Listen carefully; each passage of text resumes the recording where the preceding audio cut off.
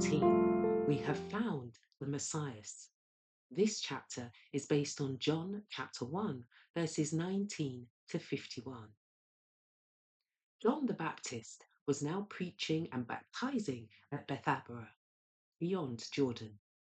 It was not far from this spot that God had stayed the river in its flow until Israel had passed over. A little distance from here, the stronghold of Jericho had been overthrown by the armies of heaven. The memory of these events was at this time revived and gave a thrilling interest to the Baptist's message. Would not he who had wrought so wonderfully in ages past again manifest his power for Israel's deliverance? Such was the thought stirring the hearts of the people who daily thronged the banks of the Jordan. The preaching of John had taken so deep a hold on the nation as to demand the attention of the religious authorities. The danger of insurrection caused every popular gathering to be looked upon with suspicion by the Romans, and whatever pointed toward an uprising of the people excited the fears of the Jewish rulers. John had not recognized the authority of the Sanhedrin by seeking their sanction for his work, and he had reproved rulers and people, Pharisees and Sadducees alike. Yet the people followed him eagerly. The interest in his work seemed to be continually increasing. Though he had not deferred to them, the Sanhedrin accounted that as a public teacher he was under their jurisdiction. This body was made up of members chosen from the priesthood and from the chief rulers and teachers of the nation. The high priest was usually the president. All its members were to be men advanced in years, though not aged, men of learning, not only versed in Jewish religion and history, but in general knowledge. They were to be without physical blemish and must be married men and fathers, as being more likely than others to be humane and considerate. Their place of meeting was an apartment connected with the temple at Jerusalem.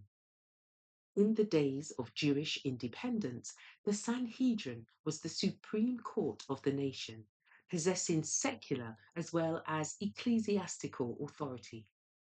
Though now subordinated by the Roman governors, it still exercised a strong influence in civil as well as religious matters. The Sanhedrin could not well defer an investigation of John's work.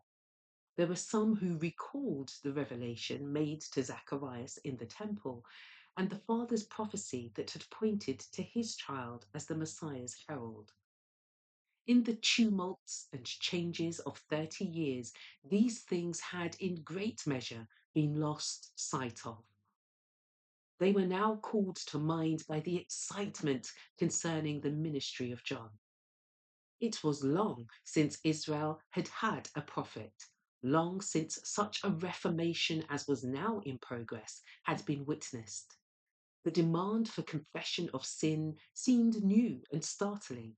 Many among the leaders would not go to hear John's appeals and denunciations, lest they should be led to disclose the secrets of their own lives. Yet his preaching was a direct announcement of the Messiah. It was well known that the 70 weeks of Daniel's prophecy covering the Messiah's advent were nearly ended, and all were eager to share in that era of national glory which was then expected. Such was the popular enthusiasm that the Sanhedrin would soon be forced either to sanction or to reject John's work. Already their power over the people was waning. It was becoming a serious question how to maintain their position.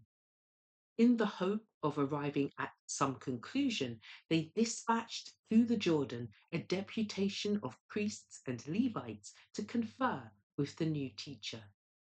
A multitude were gathered, listening to his words when the delegates approached. With an air of authority designed to impress the people and to command the deference of the prophet, the haughty rabbis came. With a movement of respect, almost of fear, the crowd opened to let them pass. The great men, in their rich robes, in the pride of rank and power, stood before the prophet of the wilderness. "Who art thou?" they demanded. Knowing what was in their thoughts, John answered, "I am not the Christ." "What then? Art thou Elias?" "I am not." "Art thou that prophet?" "No." "Who art thou, that we may give an answer to them that sent us? What sayest thou of thyself?" "I am the voice of one crying in the wilderness, make straight the way of the Lord, as the prophet Isaiah." The scripture to which John referred is that beautiful prophecy of Isaiah. Comfort ye my people, saith your God.